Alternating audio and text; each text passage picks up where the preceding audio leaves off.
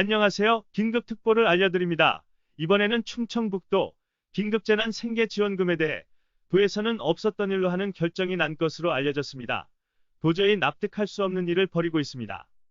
다른 지자체들은 벌써 긴급재난지원금에 대해 신청을 받고 있는 상황인데 한반도 최중심의 중추적인 역할을 하고 있는 땅에서 이처럼 긴급 상황이 벌어지고 있는데도 충청북도는 도민들을 나몰라라 하고 있는 행태가 말이 안 나올 지경입니다.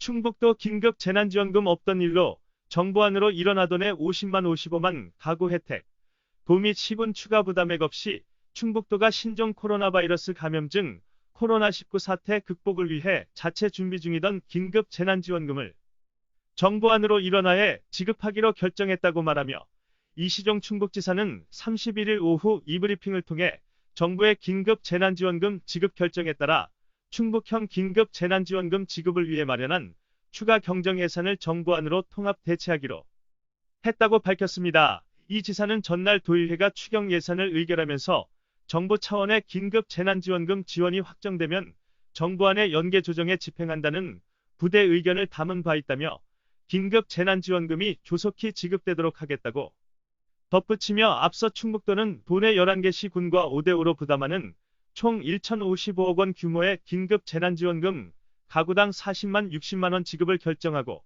전날 2차 추경을 통해 관련 예산을 확보했다고 말했습니다. 지급 대상은 중위소득 100% 이하 저소득 전 가구로 정했으며 도내 전체 72만 2천 가구의 3분의 1에 해당하는 23만 8천 가구가 혜택을 받는 것으로 나타났습니다.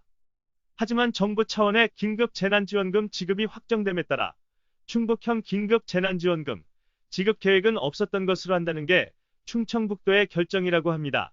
충북형 긴급재난지원금 지급을 위해 마련한 추경 예산은 정부의 긴급재난지원금 지급에 필요한 지자체 부담액으로 전환되며 정부는 소득 하위 70% 가구에 긴급재난지원금을 지급하기로 한 것으로 알려졌습니다. 그러면 도내 50만 55만 가구가 혜택을 볼 것으로 추산된다고 말했습니다. 충북도는 지급 대상이 2배로 늘지만 지자체의 예산 부담 비율이 20%여서 도와 11개 시군 부담액은 추경 예산과 비슷한 1천억 원 수준이라고 설명했습니다.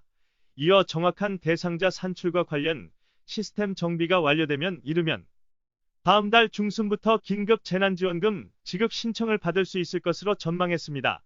충북도는 정부의 긴급재난지원금과 별개로 코로나19로 피해를 본 저소득 소상공인과 운수업체 학원 종사자, 정부 지원 사각지대에 있는 특정 계층 등을 대상으로 한 특별 지원 방안도 검토 중이며 충북도 관계자는 정부의 긴급재난지원금이 보편적 지원이라면 도에서 추가 검토 중인 특별 지원 방안은 지방 차원의 선별적 지원에 해당한다며 이에 필요한 예산은 다음 달 말 3차 추경을 통해 마련할 계획이라고 말했습니다.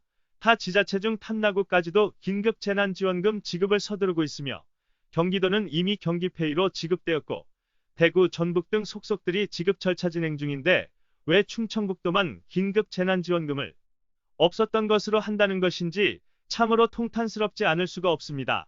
시골 마을 도로에는 멀쩡했던 길에 아스콘 포장을 서둘러 진행하면서 소상공인들만을 긴급히 지원한다며 일반 도민들은 도민이 아닌 것으로 생각하는지 그 사상이 의심스러울 지경입니다.